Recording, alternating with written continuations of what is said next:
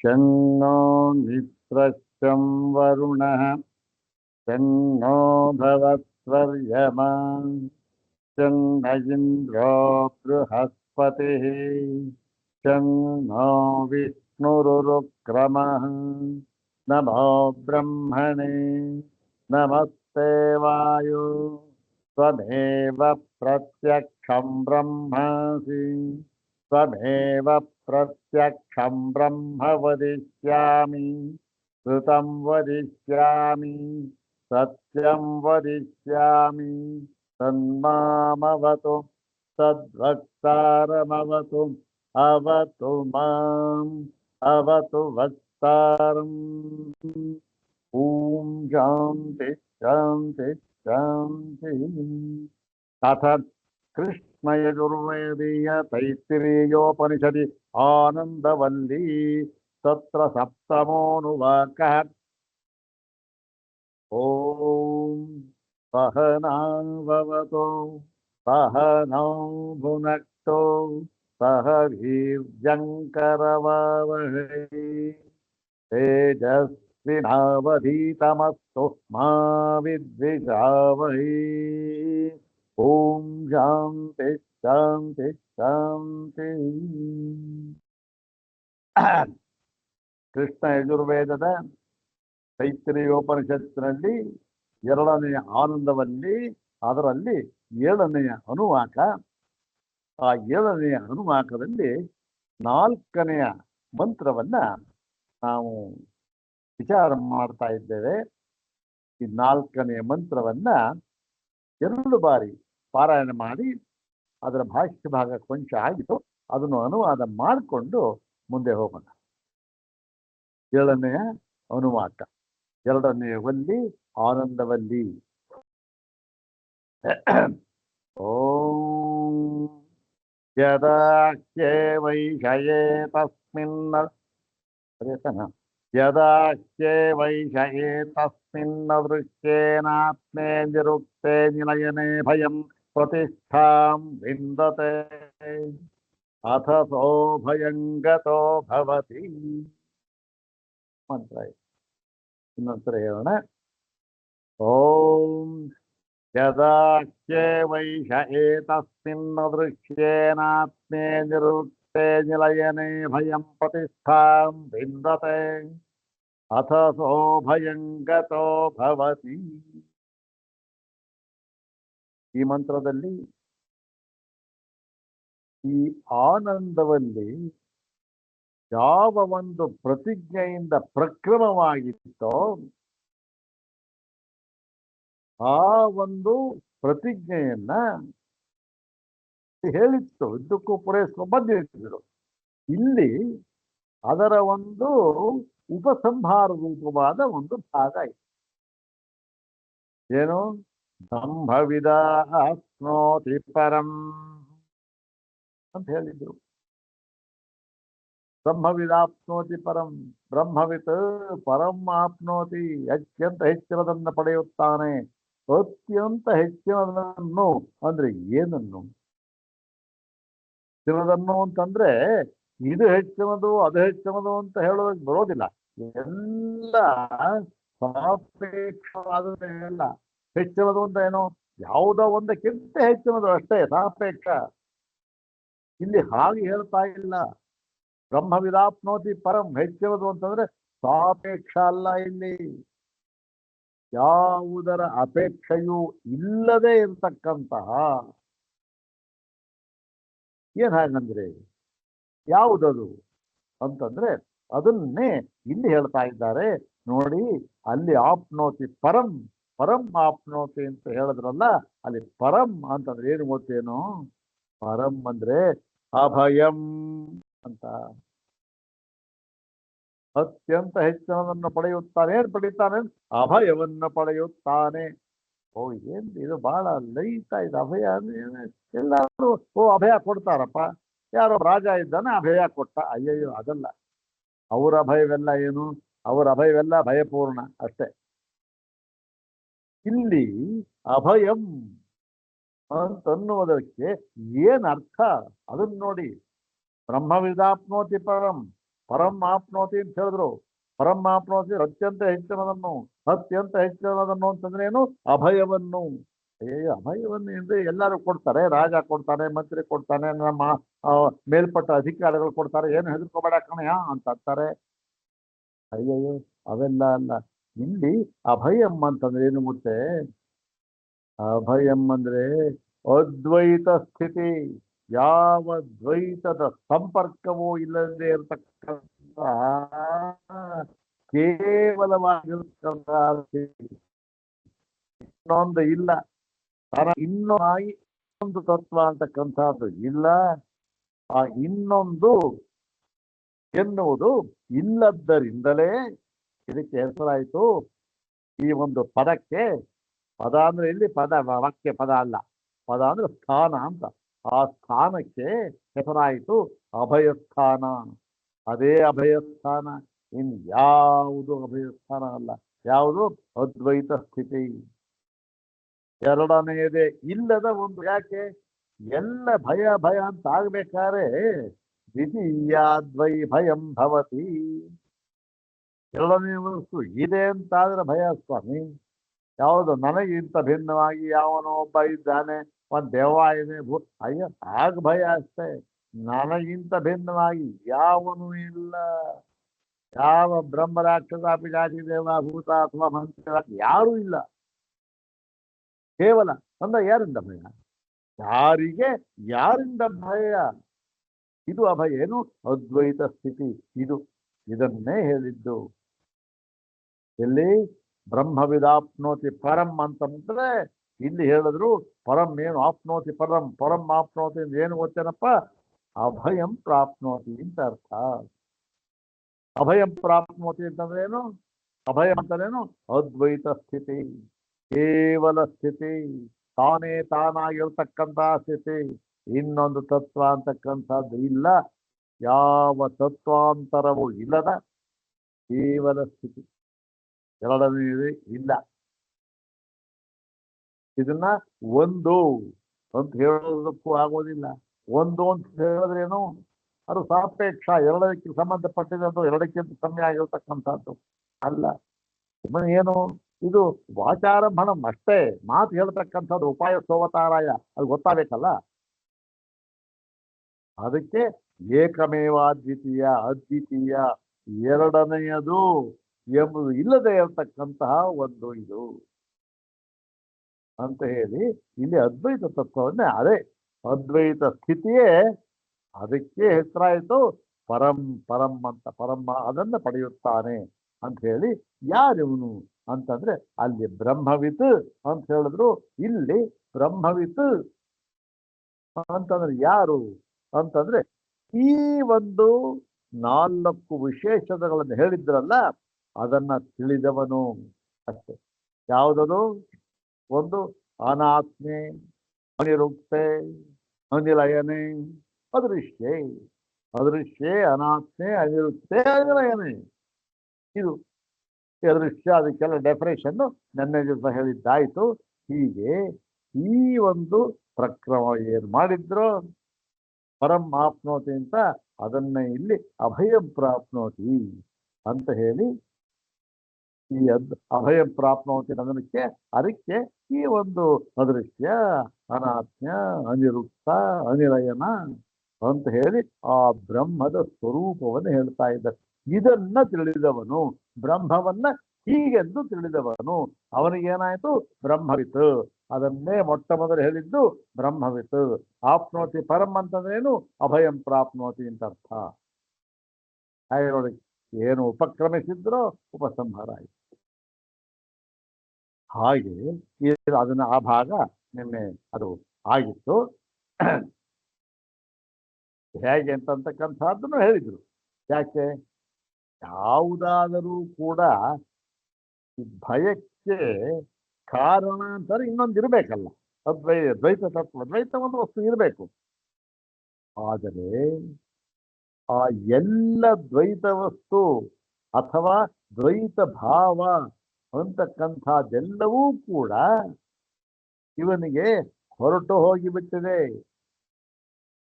ವಸ್ತುತಃ ದ್ವೈತ ಭಾವಗಳೇ ಇಲ್ಲ, ಇರತಕ್ಕಂಥದ್ದೇ ಒಂದು ತತ್ವ. ಮತ್ತೆ ಇದೆಯಲ್ಲ ಇಲ್ಲ, ಮತ್ತೆ ಯಾಕೆ ಇದೆಯಲ್ಲ ಅಂದ್ರೆ ಅದು ಅವಿದ್ಯಾ ಕಲ್ಪಿತ. ಹೀಗೆ ಈ ಅವಿದ್ಯಾ ಕಲ್ಪಿತವಾಗಿರ್ತಕ್ಕಂತಹ ದ್ವೈತವನ್ನ ಏನು ಮಾಡಿದ್ದಾನೆ ಅವನು? ವಿದ್ಯೆಯಿಂದ. ಎಂಥ ವಿದ್ಯೆ? ಆ ಬ್ರಹ್ಮವಿದ್ಯೆಯಿಂದ. ಆ ಬ್ರಹ್ಮವಿದ್ಯೆ ಎಂಥದ್ದು? ಇಲ್ಲಿ ಹೇಳಿದ್ದಾರಲ್ಲ, ಅದೃಶ್ಯೆ ಅನಾತ್ಮೆ ಅನಿರುದ್ಧೆ ಅನಿಲಯನೆ. ಇದನ್ನು ತಿಳಿದವನು, ಹೀಗೆ ತಿಳಿದವನು. ಇದು ಬ್ರಹ್ಮದ ಯಥಾವತ್ತಾದ ಸ್ಥಿತಿ ಸ್ವರೂಪ. ಇದನ್ನು ತಿಳಿದವನು ಅಭಯವನ್ನು ಹೊಂದುತ್ತಾನೆ ಅಂತಾಯಿತು. ಮುಂದಿನ ಭಾಗ ನೋಡೋಣ. ಸ್ವರೂಪ ಪ್ರತಿಷ್ಠೋ ಹಿ ಅಸೌ ಯದಾ ಭವತಿ ತದಾ ನ ಅನ್ಯತ್ ಪಶ್ಯತಿ ನ ಅನ್ಯತ್ ಶೃಣೋತಿ ನ ಅನ್ಯತ್ ವಿಜಾನಾತಿ. ಸ್ವರೂಪ ಪ್ರತಿಷ್ಠೋ. ಸ್ವರೂಪ ಪ್ರತಿಷ್ಠೋ ಅಂತಂದ್ರೆ ಏನು? ಸ್ವರೂಪೇ ತಿಷ್ಠತಿ ಇತಿ ಸ್ವರೂಪ ಸ್ವರೂಪೇ ಯಹ ತಿಷ್ಠತಿ ಸಹ ಸ್ವರೂಪ ಪ್ರತಿಷ್ಠಾ. ಪ್ರಕರ್ಷೇಣ ತಿಷ್ಠತಿ. ಸ್ವರೂಪೇ ಯಹ ಪ್ರಕರ್ಷೇಣ ತಿಷ್ಠತಿ ಸಹ ಸ್ವರೂಪ ಪ್ರತಿಷ್ಠ. ಇಂತಹವನು ಯಾರು? ಸ್ವರೂಪದಲ್ಲಿಯೇ ಯಾವಾಗ ನೆಲೆ ನಿಂತು ಬಿಟ್ಟಿದ್ದಾನೆಯೋ ಅವನು ಏನಾಗ್ತಾನೆ? ಆ ಸ್ಥಿತಿಯಲ್ಲಿ ಆಗ ನ ಅನ್ಯತ್ ಪಶ್ಯತಿ, ಅವನು ಇನ್ನೊಂದನ್ನು ನೋಡುವುದಿಲ್ಲ. ಯಾಕೆ? ಸ್ವರೂಪದಲ್ಲಿ ನೆಲೆ ನಿಲ್ಲುವುದು ತಂದರೂ ಒಂದೇ, ಎಲ್ಲ ದ್ವೈತ ವಸ್ತುವು ಕೂಡ, ದ್ವೈತ ಭಾವವು ಕೂಡ ಹೋಗಿಬಿಟ್ಟಿರತಕ್ಕಂತಹ ಸ್ಥಿತಿ ಅಂತಂದ್ರೂ ಒಂದೇ. ದ್ವೈತವೇ ಇಲ್ಲದೆ ಇರತಕ್ಕಂಥ ಸ್ಥಿತಿಯಲ್ಲಿರುವಾಗ ಅನ್ಯನ ಅನ್ಯತ್ ಪಶ್ಯತಿ, ಅವನು ಬೇರೆ ಅದನ್ನು ನೋಡುವುದಿಲ್ಲ. ಬೇರೆ ಅದನ್ನು ನೋಡುವುದಿಲ್ಲ ಅನ್ನೋದಕ್ಕೆ ಬೇರೆ ಅದು ಅಂತಕ್ಕಂಥದ್ದು ಒಂದು ಇದ್ರತ ತನಗಿಂತ ಭಿನ್ನವಾಗಿ ಇದೆ. ನ ಅನ್ಯ ಶೃಣೋತಿ, ಬೇರೆ ಅದನ್ನು ಕೇಳುವುದಿಲ್ಲ. ಅನ್ಯ ವಿಜ್ಞಾನಾತಿ, ಬೇರೆ ಅದನ್ನು ಕಲಿಯುವುದಿಲ್ಲ. ಯಾಕೆ? ದ್ವೈತ ವಸ್ತುವಿನ ತನಗಿಂತ ಭಿನ್ನ ಯಾವುದು ತಿಳಿಯಲ್ಪಡತಕ್ಕಂತಹ ವಸ್ತುವಿಲ್ಲ, ಕೇಳಲ್ಪಡತಕ್ಕಂತಹ ವಸ್ತುವಿಲ್ಲ, ಮತ್ತೆ ನೋಡಲ್ಪಡತಕ್ಕಂತಹ ವಸ್ತುವೂ ಇಲ್ಲ. ಅಂದ್ರೇನು? ವಿಷಯವೇ ಇಲ್ಲ. ಯಾವುದಕ್ಕೆ? ಯಾವ ಇಂದ್ರಿಯಗಳು ವಿಷಯವೇ ಇಲ್ಲ, ಏನಿಲ್ಲ. ಅದ್ವೈತ ಸ್ಥಿತಿ. ಇಂದ್ರಿಯನೂ ಇಲ್ಲ, ಏನು ತನಗಿಂತ ಭಿನ್ನವಾಗಿ ಯಾವುದೂ ಇಲ್ಲ ಅಂತ ಆದಾಗ ಹೀಗೆ. ಮತ್ತು ಅನ್ಯಸ್ಯ ಅನ್ಯತೋ ಭಯಂ ಭವತಿ. ಇವಾಗ ಭಯ ಆಗುತ್ತೆ ಅಂದ್ರೆ ಏನರ್ಥ ಅದು ಅಂದರೆ, ಅನ್ಯಸ್ಯ ಒಬ್ಬನಿಗೆ ಅನ್ಯತಃ ಇನ್ನೊಬ್ಬನಿಂದ ಭಯ ಆಗುವುದು ನಮ್ಮ ಖಂಡಿತ ಸಹಜ. ಒಬ್ಬ ಇದ್ದಾನೆ, ಅವನಿಗೆ ಇನ್ನೊಬ್ಬನಿಂದ ಭಯ ಆಗುತ್ತೆ. ಅದೇನಾಯಿತು? ಭಯ ಯಾರಿಗಾಗುತ್ತೋ ಅವನಿರಬೇಕು, ಮತ್ತೆ ಭಯಕ್ಕೆ ಕಾರಣನಾದವನು ಇನ್ನೊಬ್ಬನಿರಬೇಕು. ಅನ್ಯಸ್ಯ ಅನ್ಯತೋ, ಒಬ್ಬರಿಗೆ ಇನ್ನೊಬ್ಬರಿಂದ ಭಯ ಆಗುತ್ತೆ ಅಷ್ಟೇ. ಆದರೆ ನ ಆತ್ಮನ ಏವ ಆತ್ಮಭಯಂಯುಕ್ತಂ ಅಂದ್ರೆ ಯಾವುದು ಬೇರೆ ಇಲ್ಲ, ಕೇವಲ ತಾನೇ ಇರ್ತಕ್ಕಂಥದ್ದು. ಹೀಗಿರುವಾಗ ತನಗೆ ತನ್ನಿಂದಲೇ ಭಯ ಅಂತಕ್ಕಂಥದ್ದು ಎಲ್ಲರೂ ಯುಕ್ತವಾಗುತ್ತಾ, ಹೊಂದುತ್ತಾ? ತನಗೆ ಬೇರೆಯವರಿಂದ ಭಯ ಅಂದ್ರೆ ಹೊಂದುತ್ತೆ, ತನಗೆ ತನ್ನಿಂದಲೇ ಭಯ ಅಂದ್ರೆ ಹೊಂದೋದಿಲ್ಲ. ಆದ್ದರಿಂದ ಯಾವಾಗ ತಾನೇ ತಾನಾಗಿ ಕೇವಲವಾಗಿ ಇರುತ್ತಾನೋ ಆಗ ಭಯಕ್ಕೆ ಕಾರಣವೇ ಇಲ್ಲದವನಾಗಿ ಭಯ ಅಂತಕ್ಕಂಥದ್ದು ಇರೋದೇ. ಒಬ್ಬ ಇದ್ದಿರ್ತಾನೆ, ತನಗೆ ತನ್ನಿಂದ ಭಯ ಅಂತಕ್ಕಂಥದ್ದಿಲ್ಲ. ಯಾಕೆ ಮಾತು ಹೇಳಿದಾರಂದ್ರೆ, ಯಾಕ್ರಿ ಇನ್ನೊಬ್ಬ ಯಾಕೆ ಇರಬೇಕು, ತನ್ನಿಂದ ಭಯ ಆಗ್ಬೋದಲ್ಲ. ಏನ್ ಮಾತು ಹೇಳ್ತಾ ಇದೆಯಪ್ಪ? ತನಗೆ ತನ್ನಿಂದ ಭಯ ಅಂತಿದಾರ ಉಂಟ, ಬೇರೆ ಎದುರಿಂದ ಭಯ ಆಗಬೇಕು ಅಲ್ಲ ಸ್ವಾಮಿ. ಇವಾಗ ನಾನೇ ಒಬ್ಬ ಇದ್ದೀನಿ ಮನೆಯಲ್ಲಿ, ಯಾರು ಇಲ್ಲ ಬೇರೆಯವರು, ಆದರೂ ಕೂಡ ನಾನು ಬಿದ್ದುಬಿಟ್ಟೆ. ಯಾಕೆ? ಯಾರು ಇಲ್ಲಲ್ಲ ಸ್ವಾಮಿ, ಯಾರು ಇರ್ಲಿಲ್ಲ, ಬೇರೆ ಏನು ಇರ್ಲಿಲ್ಲ. ಅಂದ್ರೆ ಯಾತಕ ಬದುಕಿದೆ ಅಂದ್ರೆ ಏನೋ ನೋಡ್ದ, ಏನೋ ಕೇಳ್ದ, ಅಥವಾ ಏನನ್ನೋ ಅನುಭವಿಸ್ದ, ಯಾರ ಮುಕ್ತ ಏನೋ ಆಯ್ತು, ಹೆಸರಿದ್ದ. ಏನು ಇಲ್ಲದೆ ಇದ್ರೆ ಕಾರಣವೇ ಇಲ್ಲ. ಏನಾದ್ರೂ ಇದ್ದೇ ಇರ್ಬೇಕು ಕಾರಣ.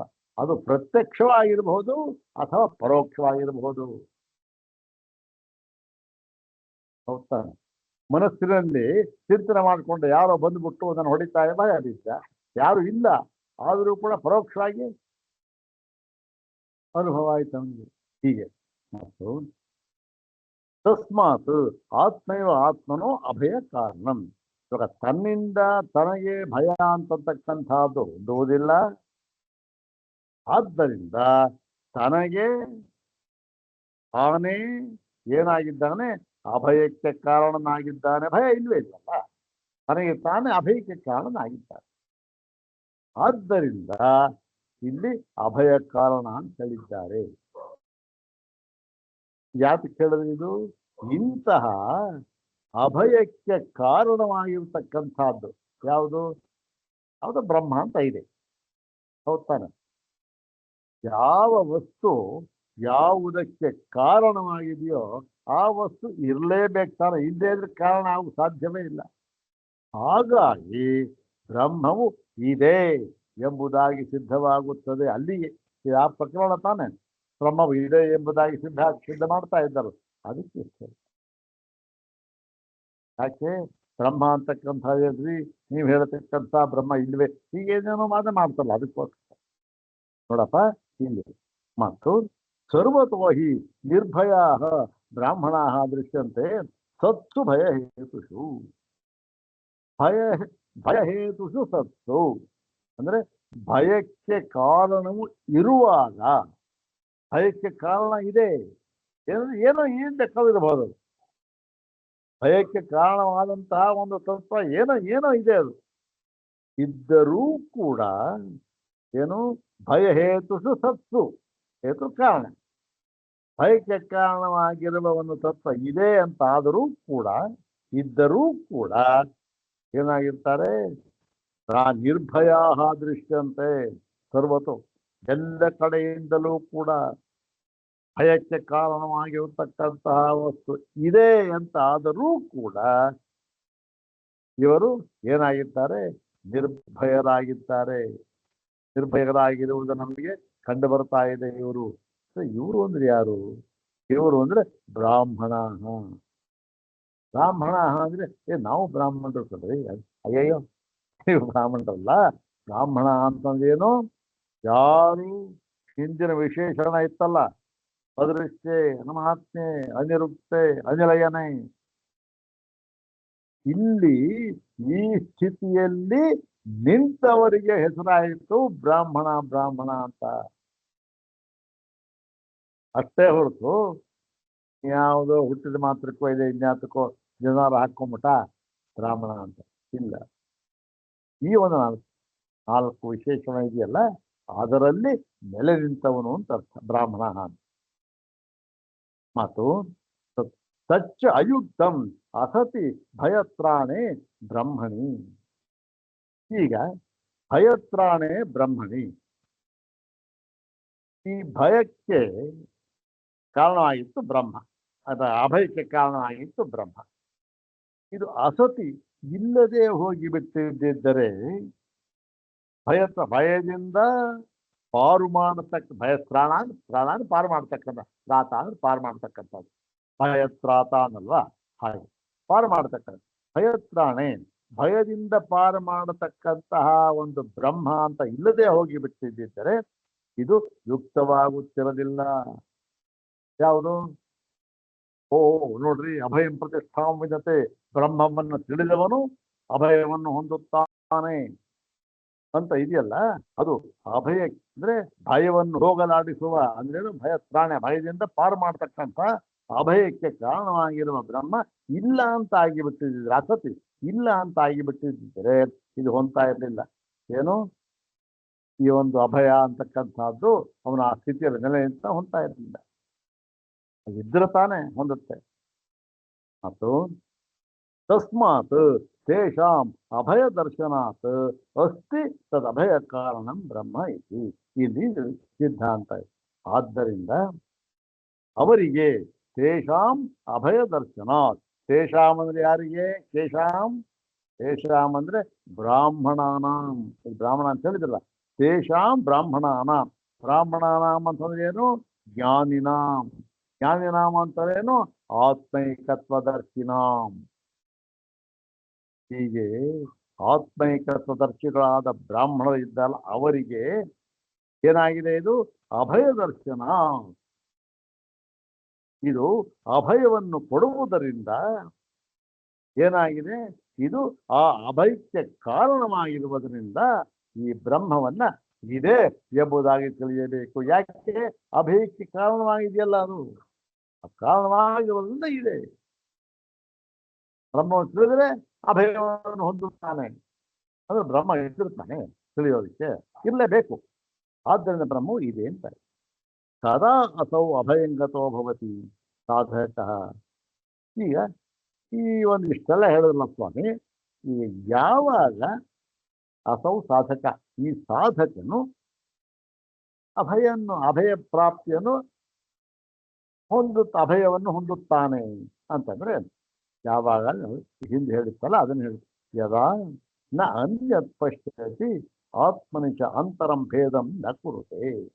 ಯದಾ ನ ಅನ್ಯತ್ ಪಶ್ಯತಿ, ಯಾವಾಗ ಅನ್ಯತ್ ಪಶ್ಯತಿ ಅಂದ್ರೆ ತನಗಿಂತ ಭಿನ್ನವಾದ ಇನ್ನೊಂದನ್ನು ನ ಪಶ್ಯತಿ, ನೋಡುವುದಿಲ್ಲವೋ ಅಂತ ಉಪಲಕ್ಷಣವಾಗಿ ಹೇಳ್ತಕ್ಕಂಥದ್ದು. ಅಂದ್ರೆ ಏನು? ನೋಡುವುದಿಲ್ಲವೋ, ಕೇಳುವುದಿಲ್ಲವೋ, ಮುಟ್ಟುವುದಿಲ್ಲವೋ, ಎಲ್ಲದು. ಈಗ ಅನ್ಯತ್ ಪಶ್ಯತಿ ನೋಡುವುದಿಲ್ಲವೋ, ಮತ್ತು ಆತ್ಮನಿಚ ಅಂತರಂ ಭೇದಂ ನ ಕುರುತೆ, ಮತ್ತು ತನ್ನಲ್ಲಿ ಯಾವ ಭೇದವನ್ನು ಕೂಡ ಯಾವನು ಮಾಡಿಕೊಳ್ಳುವುದಿಲ್ಲವೋ, ತನ್ನಲ್ಲಿ ಏನು ಭೇದ ಇಲ್ಲ, ಭೇದ ಅಂತಕ್ಕಂಥದ್ದೇ ಇಲ್ಲ. ಯಾಕೆ? ತನಗಿಂತ ಭಿನ್ನವಾಗಿ ಯಾವುದೂ ಇಲ್ಲ, ತನ್ನಲ್ಲಿ ಭೇದವೂ ಇಲ್ಲ. ಯಾಕೆ? ತನ್ನಲ್ಲಿ ಭೇದ ಬೇಕಾದಷ್ಟು ಇದೆಯಲ್ಲ ವೃತ್ತಿಗಳು, ಯಾವ ವೃತ್ತಿಗಳು ಇಲ್ಲ, ಏನೂ ಇಲ್ಲ. ಇಲ್ಲಿ ಏನೂ ಇಲ್ಲ, ಏನು ಎಲ್ಲ ಮಾಡ್ತಾನಲ್ಲಪ್ಪ. ಇವಾಗ ಬ್ರಾಹ್ಮಣ ಆಯ್ತಾ, ಬ್ರಹ್ಮಜ್ಞಾನಿ ನಮ್ಮ ಹಾಗೆ ಇರ್ತಾನಲ್ಲ, ನಮಗಿಂತ ಇನ್ನೂ ಚಟುವಟಿಕೆ ಜಾಸ್ತಿ ಆಗಿರುತ್ತಲ್ಲ ಅವನಿಗೆ ಅಂತಂದ್ರೆ ಏನರ್ಥ? ಈಗಿಷ್ಟೇ ಅರ್ಥ. ಈ ಎಲ್ಲ ದ್ವೈತ ವಸ್ತುಗಳಿಗೂ ಕೂಡ ಈ ಒಂದು ಅಸ್ತಿತ್ವವನ್ನು ಕೊಟ್ಟು ದ್ವೈತವ ಇದೆ ಅಂತ ಹೇಳಿ, ಮತ್ತೆ ಅದರಿಂದ ಭಯ ಪ್ರಾಪ್ತಿ ಆಯಿತು, ಸಂಸಾರ ಎಲ್ಲ ಕಾರಣವಾಯ್ತು, ಲಾಭ ಅಂತ ಆತ್ಮ. ಈ ಎಲ್ಲ ಇದು ಏನಾಗಿದೆ?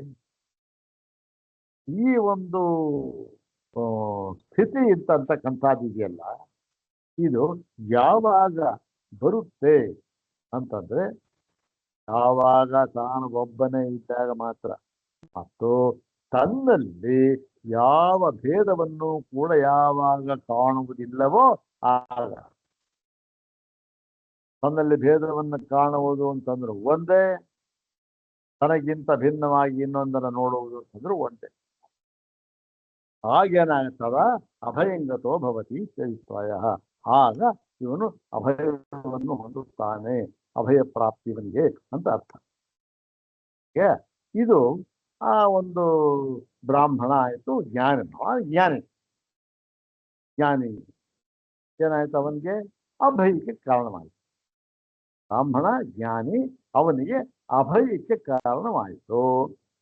ಈಗ ಅದಕ್ಕೆ ವಿರುದ್ಧವಾಗಿ ಹೇಳ್ತಾ ಇದ್ದಾರೆ ಈ ಭಾಗದಲ್ಲಿ.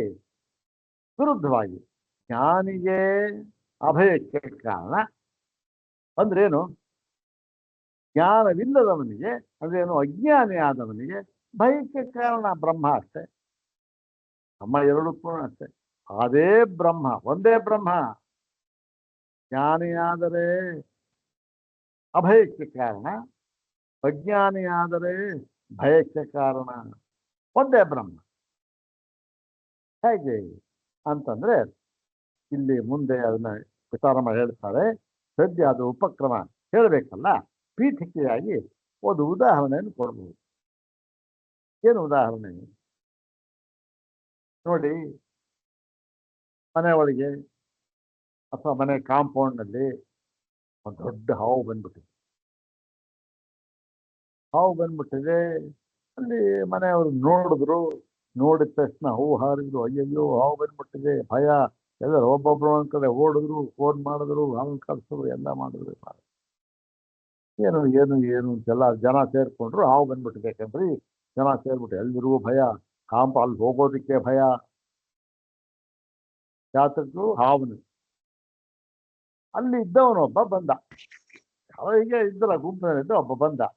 ಏನು ಅಂತಂತ, ಇದು ಅಲ್ಲಿ ಎಲ್ಲ ಹಾವು ಸೇರ್ಕೊಂಡ್ಬಿಟ್ಟಿದೆ, ಏನ್ ಭಯ, ಏನ್ ಭಾವ ದೊಡ್ಡದಂತೆ, ಕಾಳಿನ ಸಪ್ಪ ಅಂತೆ, ಹಾಗೆ ಹೀಗೆ. ಅದಕ್ಕೆ ಉಪ್ಪು ಖಾರ ಎಲ್ಲ ಹಚ್ಚಿ ಹೇಳ್ಬಿಟ್ಟ. ಇವನೇನ್ ಮಾಡ್ದ, ಎಲ್ಲಿದೆ ಅದು, ಇಲ್ಲಿದ್ಯಾ ಅಂತ ಅಂದ್ಬಿಟ್ಟು ಸೀದಾ ಏನು ಕಲ್ಲು ಏನು ತರಿಸ್ದ, ಸೀದಾ ಹೋದ, ಅದು ಹಿಡ್ಕೊಂಬಿಟ್ಟ. ಅಯ್ಯೋ, ಅಲ್ಲ ರೀ, ಒಂದೇ ಹಾವು ಇಷ್ಟು ಜನಕ್ಕೂ ಕೂಡ ಭಯಕ್ಕೆ ಕಾರಣವಾಯಿತು, ಇವನಿಗೆ ಅಭಯಕ್ಕೆ ಕಾರಣವಾಯಿತು. ಅದೇಗೆ ಅಂತಂದ್ರೆ, ಇವನು ಜ್ಞಾನಿ. ಈ ಮಿಕ್ಕವರೆಲ್ಲರೂ ಇದ್ದಾರಲ್ಲ, ಅವರೆಲ್ಲರೂ ಅಜ್ಞಾನಿಗಳು. ಏನ್ ಹಾಗಂದ್ರೆ, ಜ್ಞಾನಿ ಅಂದ್ರೆ ಇಲ್ಲಿ ಆತ್ಮಕ್ಕೆ ಜ್ಞಾನ ಹಾಕಲ್ಲ. ಜ್ಞಾನಿ ಅಂದ್ರೆ ಏನ್ ಗೊತ್ತೇನು, ಅವನಿಗೆ ಚೆನ್ನಾಗಿ ಗೊತ್ತು.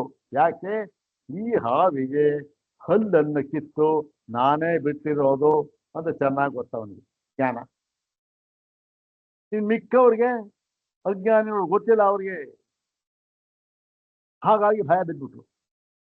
ಇವನಿಗೆ ಜ್ಞಾನಿ ಸೀದಾ ಹೋದ ಹಿಡ್ಕೊಂಡ, ಕತ್ತು ಸುತ್ಕೊಂಡ ಹೊರಟೋಗ್ಬಿಟ್ಟ, ಹೊರಟೋಗ್ಬಿಟ್ಟ. ಇವರೆಲ್ಲ ಏನಪ್ಪ ಭಯ ಹತ್ಯ ಹೋಯ್ತಲ್ಲ. ಯಾಕೆ, ಅವನಿಗೆ ಜ್ಞಾನ ಇತ್ತು. ಯಾವ ಜ್ಞಾನ ಇತ್ತು, ಓಹೋ ಈ ಹಾವಿಗೆ ನಾನೇ ನೆನ್ನೆ ಹಲ್ಲನ್ನು ಕಿತ್ತಾಕ್ಬಿಟ್ಟಿದ್ದೀನಿ. ಇವರಿಗೆ ಆ ಜ್ಞಾನ ಇರಲಿಲ್ಲ ನೋಡಿ. ಆದ್ರಿಂದ ಭಯಕ್ಕೆ ಕಾರಣವಾಯಿತು. ಅವನಿಗೆ ಜ್ಞಾನ ಇತ್ತು, ಭಯಕ್ಕೆ ಕಾರಣ ಅಲ್ಲ. ಇದು ಅದೇ ರೀತಿ. ಅದರ ಮುಂದೆ ಹೇಳ್ತಾರೆ, ಅದರ ಮುಂದಿನ ಭಾಗದಲ್ಲಿ ನೋಡೋಣ. ಓಂ ಶಾಂತಿ ಶಾಂತಿ ಶಾಂತಿ. ಓಂ ತತ್ಸತ್.